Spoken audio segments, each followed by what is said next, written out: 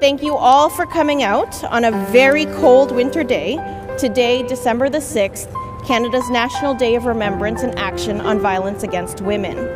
This day marks the anniversary of the murders in 1989 of 14 young women in Montreal, women who died because they were women.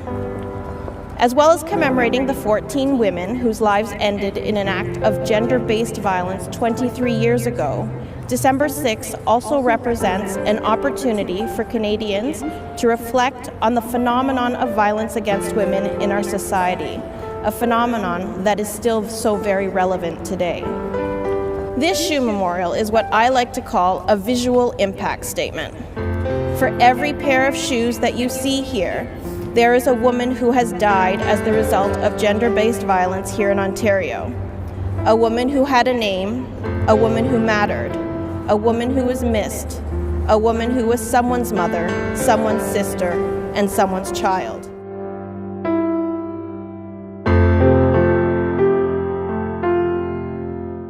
Today we come together to honor the memory of those who have been victims of violence. These shoes here, they're compelling reminders, symbols of those loved ones we have lost. It is our duty to remember the victims and to take steps to stop the violence. So please, reach out, use the resources available to report, support, and protect one another. Today we must reflect on the prevalence of violence in our communities, and we must begin to respond to social injustices that perpetuate gender-based violence. Women in our community face daily sexual, physical, and emotional violence. Women from racialized communities and other groups of women, including women with disabilities, Aboriginal women, and queer women, face multiple barriers to dealing with violence in their lives. Today is about remembering, but it's also a call to action for all of us as individuals and communities to work for change. Let's continue to work together to end violence against women. I would first like to take some time to acknowledge Eddie Souza Dykins in her inexhaustible efforts in spreading the word and gathering agencies and persons to join us today for Peel Region's First Shoe Memorial.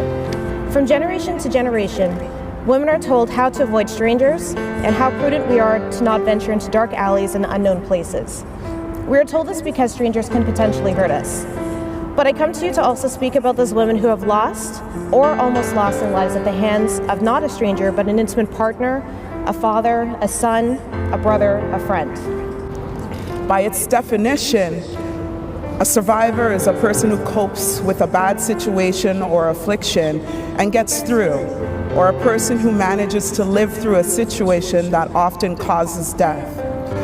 Yes, that is me, but it's also very true for many of you. I stand before you today, the voice of a survivor, having been victimized sexually as a child at the hands of a family member, and also surviving mental and physical abuse throughout my teenage and early adult years. I got a chance, as maybe some of you have had, to take a look at the shoe memorial. And I got a chance to also add a pair of shoes in honor of my aunt, Gillette Letman. She migrated to Toronto from Jamaica in the early 70s and was murdered shortly after in an apartment on Bathurst by a boyfriend. At one point during the abusive years, my mother noticed a bruise left by my spouse. And she reminded me that my aunt endured a lot in silence, but the signs were there.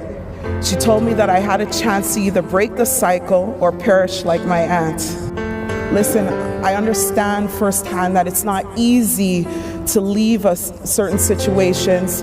It often involves planning, lots of counseling, and in some cases a lot of time. But I feel obligated to share how I was able to cope. Like many others, I blamed myself, stored feelings of self-hatred and shame. After I allowed myself to accept that the abuse was not my fault and understood that I deserved better, I started feeling lighter. After forgiving myself, I was able then to forgive my abuser. For when I began to forgive, I began to live life. You see, it's my hope that all victims, like myself, educate themselves, recognize the signs, but also seek help and not fall victim. Thank you once again for your time. Over the past 12 years in the province of Ontario, and largely in the GTA, over 500 women have been murdered by their partners, and these are what these shoes represent today. That is over 40 women per year. Many of these women that we're recognizing today had children who are now parentless. Take a moment to look at these shoes and take in how many children have attended kindergarten or have graduated from high school without their mothers by their sides. These women were once daughters. Imagine losing your child.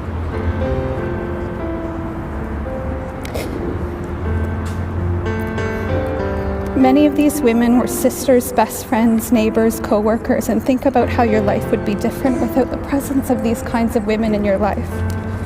We join today to remember and to ensure that no woman or child is forgotten.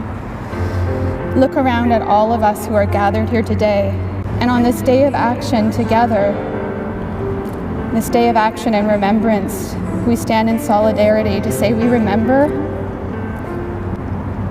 we see you, and we will continue to take action.